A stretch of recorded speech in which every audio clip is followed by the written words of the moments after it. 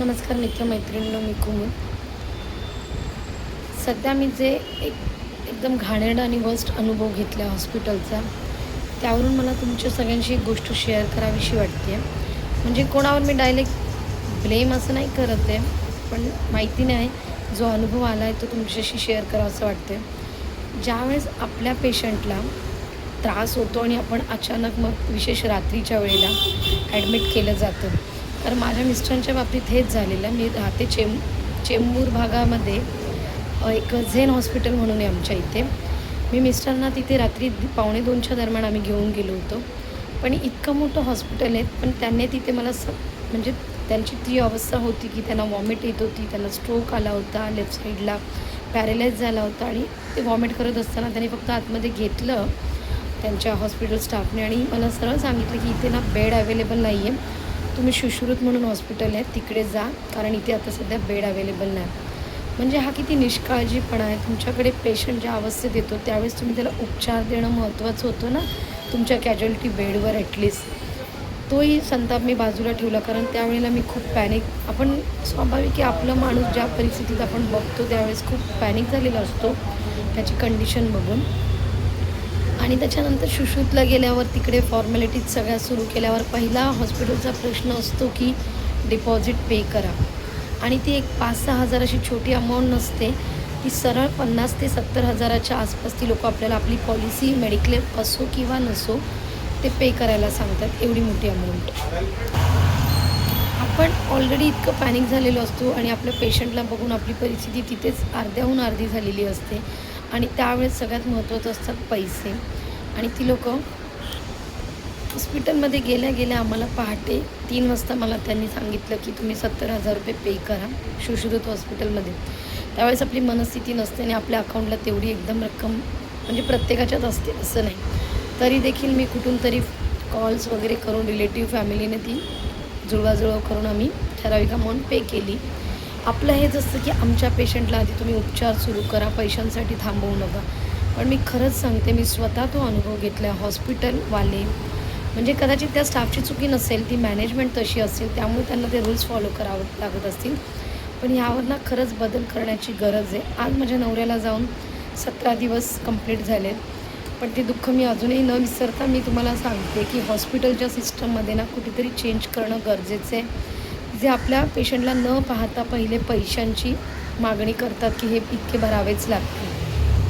त्यावेळेस आपण पूर्णपणे कोलमडलेलो असतो आपल्या पेशंटची अवस्था बघून. आणि त्यावेळेचा मी तो अनुभव तुमच्याशी आता बोलते, पण मला सांगताना काय होतं ना ते मलाच ठाऊक आहे की एकीकडे माझ्या नवऱ्याचे त्या बेशुद्ध अवस्थेत तो आणि ते पैसे भरा म्हणत आहेत, त्यात कोणाकडे जाऊ, कोणाला कॉल करू, आपल्याला काही सुचत नसतं. आणि विशेष रात्रीची वेळ असल्यावर आपण काहीच धावपळ करू शकत नाही. आणि त्याहून विचित्र की त्यांच्यासाठी नॉर्मल गोष्ट असते, दिवसाला 10 पेशंट, रात्रीला 10 पेशंट येत असतात. त्यामुळे ती लोकं असं तत्परता नाही तिथे बघायला मला भेटली की बाबा पेशंटला त्रास होते.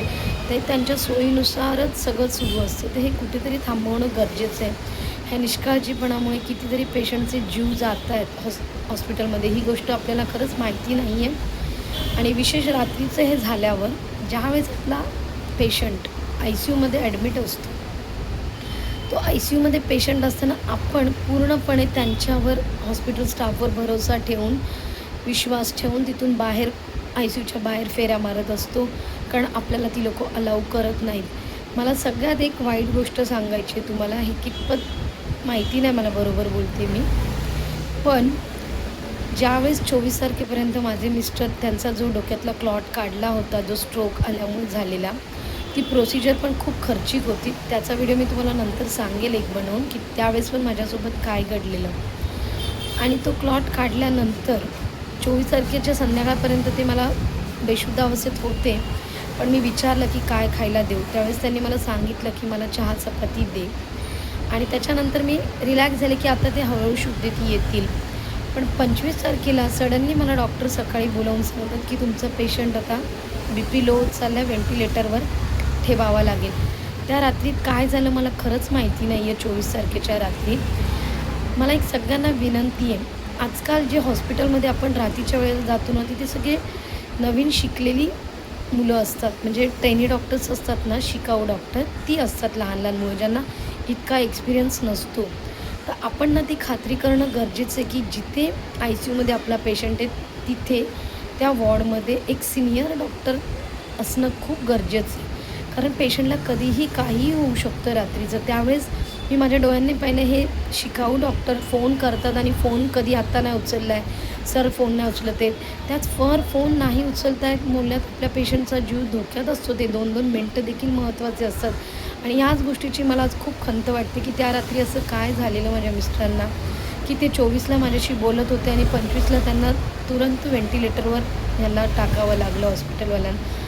म्हणजे त्या रात्री तिथे सिनियर डॉक्टर नव्हते, सगळे शिकाऊ डॉक्टर रात्रीचे असतात आणि ही डॉक्टर्स लोकं त्यांच्या सीनियर डॉक्टरला कॉल करून फोनवरती माहिती घेऊन आपल्या पेशंटवर ते एक्सपेरिमेंट करत असतात. हे खूप चुकीचं आहे. मी आज माझं पूर्ण होत्याचं नव्हतं झाल्याची परिस्थिती आहे, खरंच सांगते आहे. असे कित्येक लोक आहेत की जे आपली जवळची माणसं गमावतात या डॉक्टर लोकांच्या हलगर्जीपणामुळे.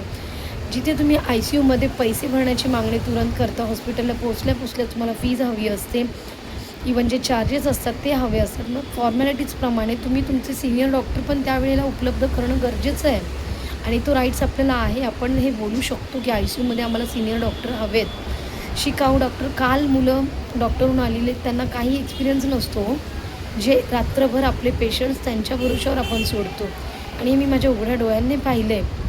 माझ्या मिस्टरांच्या बाबतीत तर असं झालेलं की तिसऱ्या दिवशी मी आत गेल्यावर त्यांना जे पाईप्स वगैरे नाकात लावलेले आणि ते श्वास मोठमोठ्याने घेत होते, पण त्यांच्या तोंडात थुंकी जमा होती आणि मी सहज काहीतरी एक मेडिसिन द्यायच्या निमित्ताने आतमध्ये गेले होते.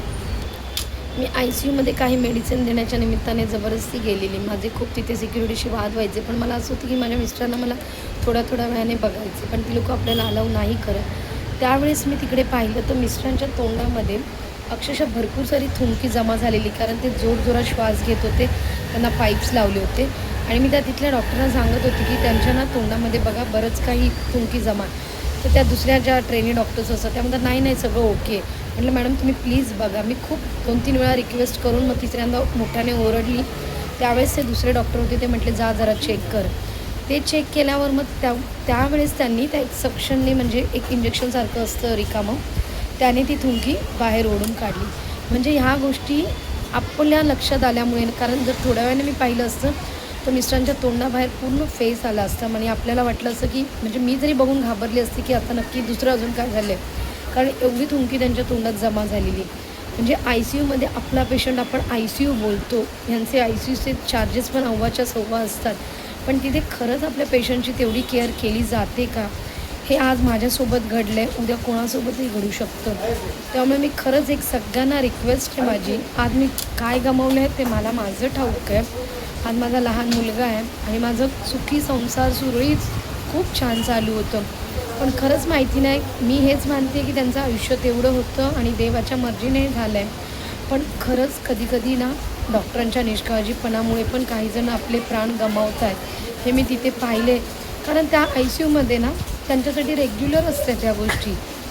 ते ज्यावेळेस त्यांचा स्वतःचा कोणी पेशंट असेल ना तिकडे, त्यावेळेस ती लोकं कर्टसी दाखवतील कदाचित, पण नॉर्मल लोकं गेल्यावर त्यांच्या काहीच इमोशन्स किंवा काहीच नसतं, हे मी माझ्या डोळ्यांनी पाहिलं आहे. तिथल्या एका जे ब्रदर्स असतात त्यांच्याशी पण माझा एका वाद झालेला, कारण तो ज्या पद्धतीने तिथे उर्मट वागला माझ्याशी आणि माझ्या पेशंटबाबत जी हाताळणी करत होता.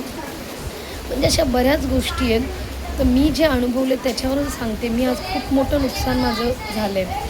आपण ज्यावेळेस आय सी यूत पेशंट ठेवतो ना, आपण तिथे पूर्ण भांडून ही खात्री कराच की तिकडे त्यावेळेला रात्रीच्या वेळेला तरी विशेषतः सिनियर डॉक्टर अवेलेबल असणं गरजेचं आहे. ह्या ट्रेनी डॉक्टरांना काही माहीत नसतं, ह्या फोनाफोनेमध्ये आपल्या माणसाचा खरंच प्राण गमावू शकतो आपण. आणि मी खूप जवळून पाहिलं आहे. मी त्या 24 तारखेच्या रात्रीचं काय घडलं मला खरंच माहिती नाही, की जे माझ्याशी बोललेले माझे मिस्टर की मला चहा चपाती दे, भूक लागली आहे. आणि 25 तारखेला माझ्या नवऱ्याने डोळे झाकून घेतले, त्यांना व्हेंटिलेटर लावावं लागलं. मग त्यांना नक्की काय झालेलं त्या दिवशी, डॉक्टर याचं आपल्याला कधीच प्रॉपर उत्तर देत नाही. ते इतकंच सांगतात की त्यांचा BP लो होत गेला आहे,